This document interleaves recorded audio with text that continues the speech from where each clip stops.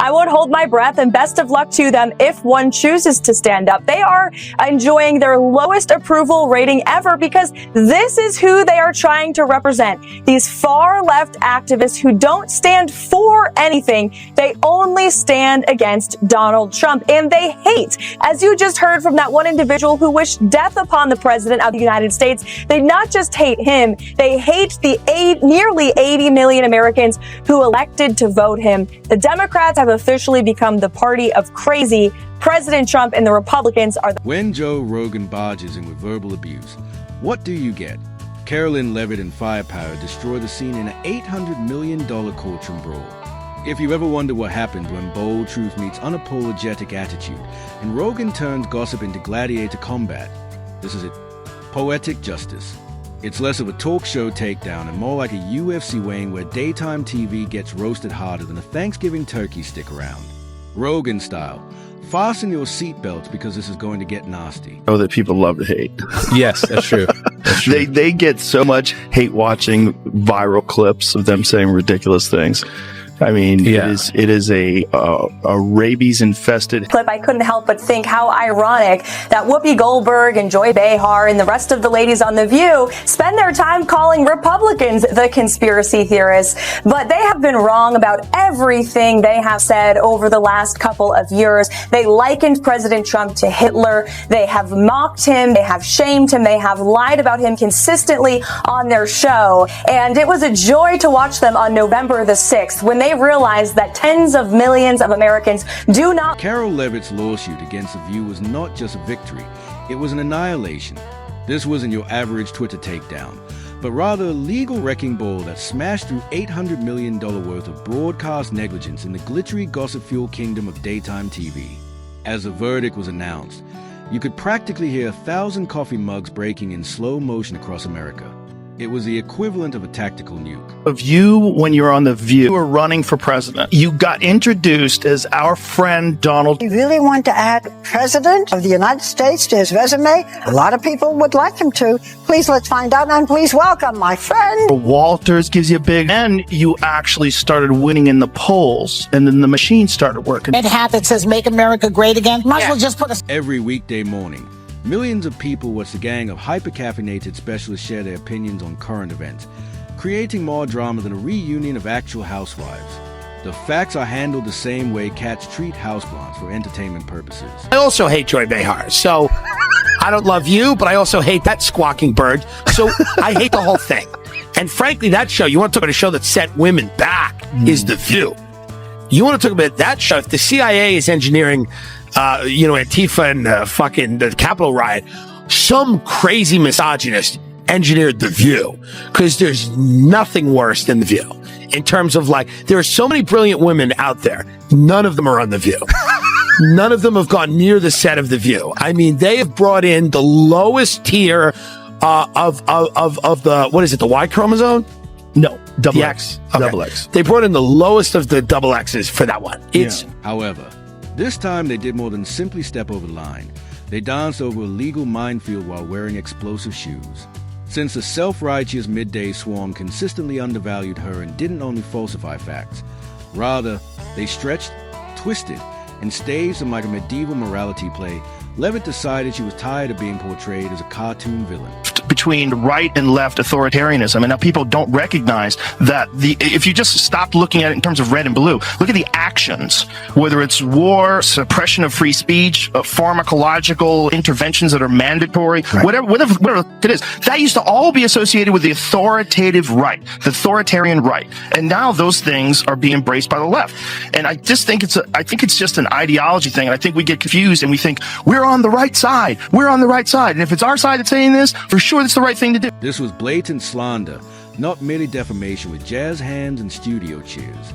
Karoline's case was a lesson in receipts that demonstrated they didn't simply ignore the truth, but instead dodged it like middle kids dodging dodgeballs, and she unleashed a legal equivalent of a winter storm over their glitzy PR front. Instead of 12 irate jurors, the courtroom felt like 12 minutes of comic TV, and at the end, the legal team was exhausted and in a stupor. Instead of mocking the panel, Joe Ryan, the podcast jungle king, came out of the sidelines with a smile so big that he almost choked on elk jerky. Instead of treating their attacks as political criticism, he saw them as emotional chaos that had erupted after group therapy sessions and turned into none. This is right after she was saying, we are run by ABC News. You should trust us, not Joe Rogan, who believes in dragons. So she by saying we should trust them because they're double checked by ABC News, and then making the stupidest fucking statement. Like you didn't listen to what I said. Yeah. You didn't listen to what the wildlife out, and that's only a part of what he said. I can't believe the other Joy part of what he Behar said didn't was weigh. there was something before that where he was explaining encounters with giant reptiles. I mean, there's also, listen, It doesn't make sense to me that a middle-aged woman could be dumb. when you're worried about losing your job and you're worried about podcasts taking over and who's the source of news, and we said Donald Trump was Hitler, but half the country disagreed with us and he won, and this is fucking great, and Joe Rogan believes in dragons. It's just. Since Rogan had previously been in their crosshairs and had long compared the View's reasoning to a drunken magic 8-ball, his response was fully justified and predictable. When Karoline prevailed, he cheered like a proud coach, not only challenging their credibility but also praising her as a truth slayer and demolishing their entire format. Their argument, which was supported by condescending and Wikipedia bravado, was steamrolled. Karoline not only damaged their reputation but also affected their budget. From case to courthouse, The View was gradually turned into a warning through court documents and viral videos. Joe was a chef who was causing them to fail like a gourmet catastrophe. Is that show has this very specific ideological bubble in which they operate in, you know, and they always bring on a token conservative woman and they yell over her and silence her. And, you know, they did that with Meghan McCain, and they did that with the, what is that other blonde woman from Survivor? Do you remember her, Jamie? She was always yelling. I mean, it's just, it's a bizarre show. So we had 8 minutes, and America's approach to race, pretty big topic, pretty important topic. I think the way you, before you start, I think the way you described it is brilliant, and the way we should all look at it. Of course, you're going to see race. The idea of being colorblind is ridiculous, but treat everybody. Karoline was not anticipated because the Viewpoint rejected her as they rejected the subtleties of the facts and their own importance. Karoline's win was not only personal.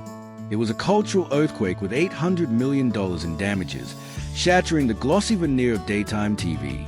What they thought was an easy target turned out to be a judicial flame. Insulting that you are trying to test my knowledge of economics and the decisions that this president has made. I'm now regret giving a question to the Associated Press. You're asking me for what the president's justification is for these tariffs. It's not up to you. You're not the president, Gabe. To hire a spokesperson just so that Elon Musk doesn't put out tweets that then confuse federal workers. Are my press briefings not good enough for you? Every discussion show, in your opinion, balances opinion with lies.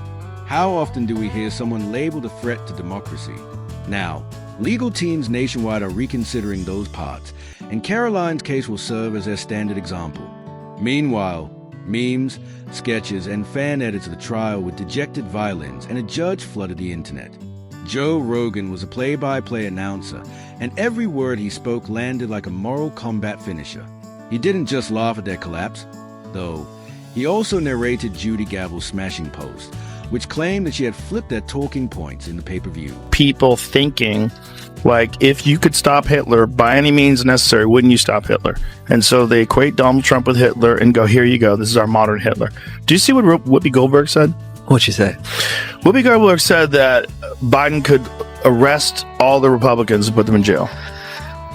You just need to see how unhinged this kind of thinking is. Well, you know what Joe Biden could do?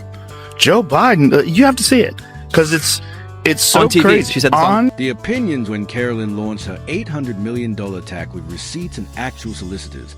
The enterprise broke apart, and there were no clever retorts. As if the set were on fire, sponsors fled and lawyers hurried behind the scenes. They had used viral voice snippets to play judge and jury, but Karoline came to represent journalistic responsibility in contrast to their echo chamber. What had previously sounded like confident analysis has now become a garland of unbridled vanity. Karoline didn't just win, she established a standard. Joe Rogan now seemed like the voice of genuine discourse, the message of perspectives, not journalism just gossip in a pantsuit.